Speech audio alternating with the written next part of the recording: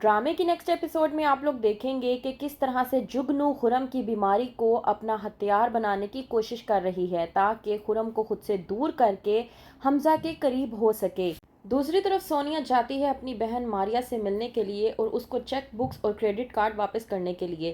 کہتی ہے سونیا ماریا سے کہ میں ایسا کوئی بھی غلط کام نہیں کرنا چاہتی جس کی وجہ سے حمزہ کو بابا کے سامنے شرمندہ ہونا پڑے، میں حمزہ کا ساتھ دینا چاہتی ہوں۔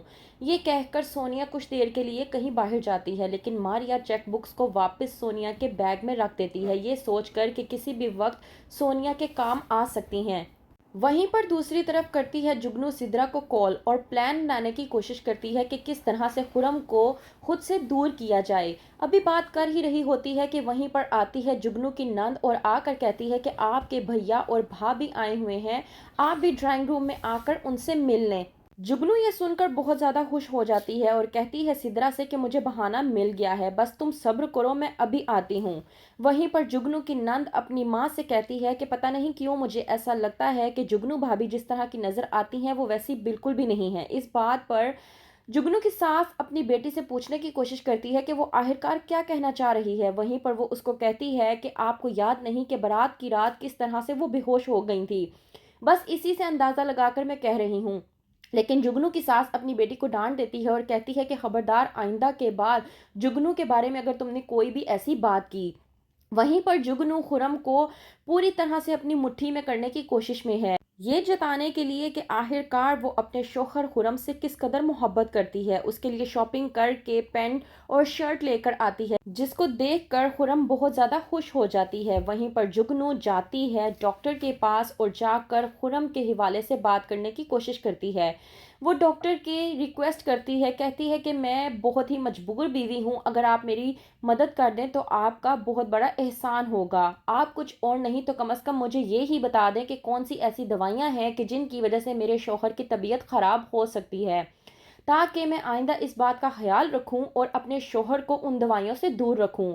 اصل میں جگنو ان دوائیوں کے متعلق جان کے خرم کو ان دوائیوں پر لگا کے اس کی طبیعت کو مزید خراب کرنا چاہتی ہے تاکہ خرم جگنو کے راستے سے ہٹ جائے۔